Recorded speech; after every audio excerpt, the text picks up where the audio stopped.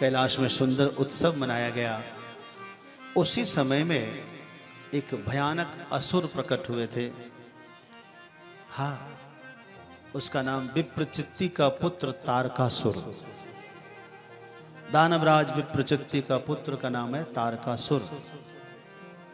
तारक असुर भय ही काला। ब्रह्मा जी को खुश किया तपस्या से।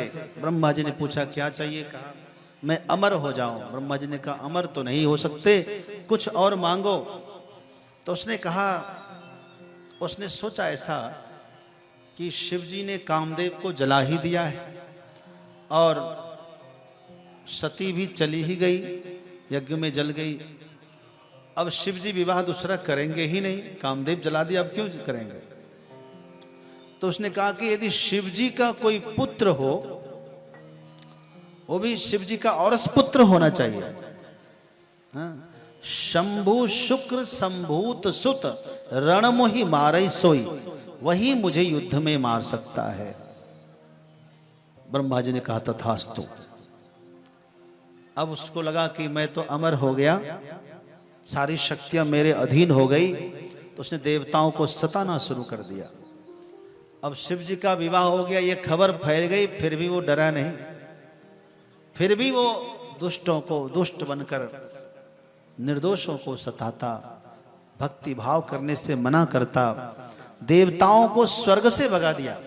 देवता लोग शिव जी के दरवाजे पे आकर के डेरा डाल दिए।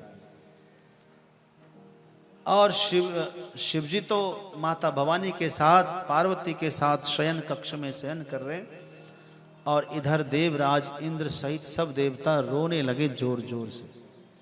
जो बच्चे की रुदन सुनकर माँ बाप तो कभी भी उसके सामने आ जाएंगे, तो शिव जी आधी रात को, मतलब उसी समय शिव जी आए, देवताओं को रोता हुआ देखा। क्या बात है, कहा कि आपके तेज से, आपके वीर्य से कोई पुत्र होगा, वही उसे मार सकता है। महादेव ने कहा अच्छा ठीक है।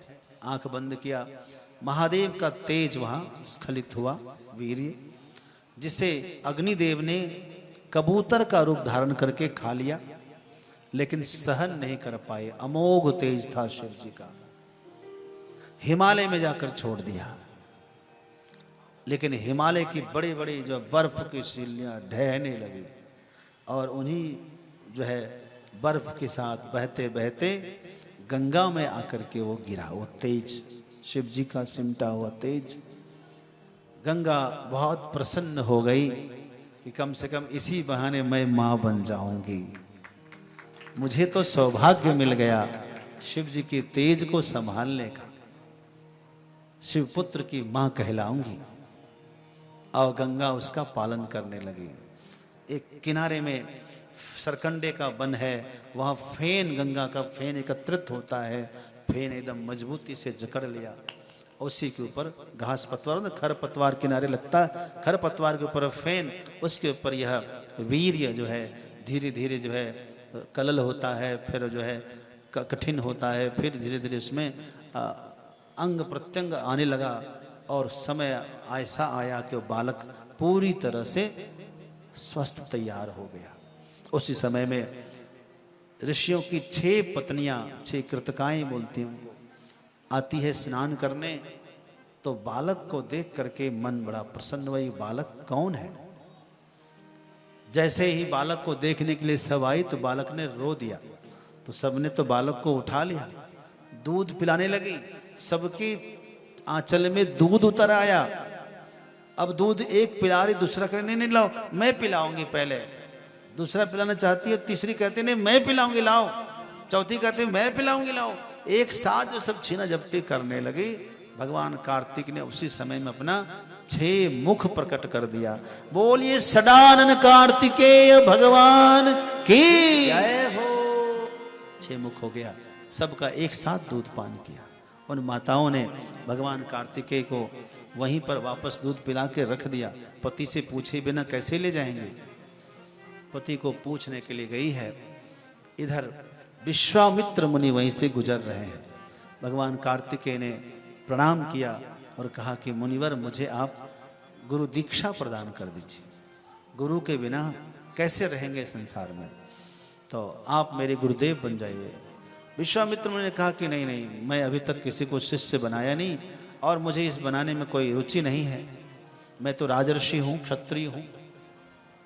कहा नहीं, आप मेरी प्रार्थना स्वीकार करें, मुझे दीक्षा प्रदान करके कुछ शस्त्र विद्या भी सिखाएं। ठीक है। विश्वामित्र मुनि ने मंत्र प्रदान किया, शस्त्र ज्ञान प्रदान किया, और विश्वामित्र मुनि जब चले गए तब वो माताएं आई, बालक को लेकर आश्रम जाती है, बढ़िया से पालन करती है, बालक बड़े होते हैं। और उस समय सब देवताओं ने भगवान कार्तिकेय को अपना सेनापति बनाया और तारकासुर के साथ भयानक वाला युद्ध शुरू होता है।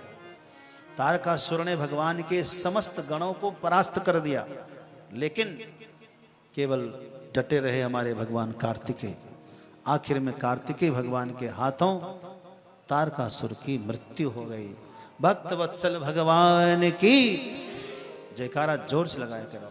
हर हर महादेव, हर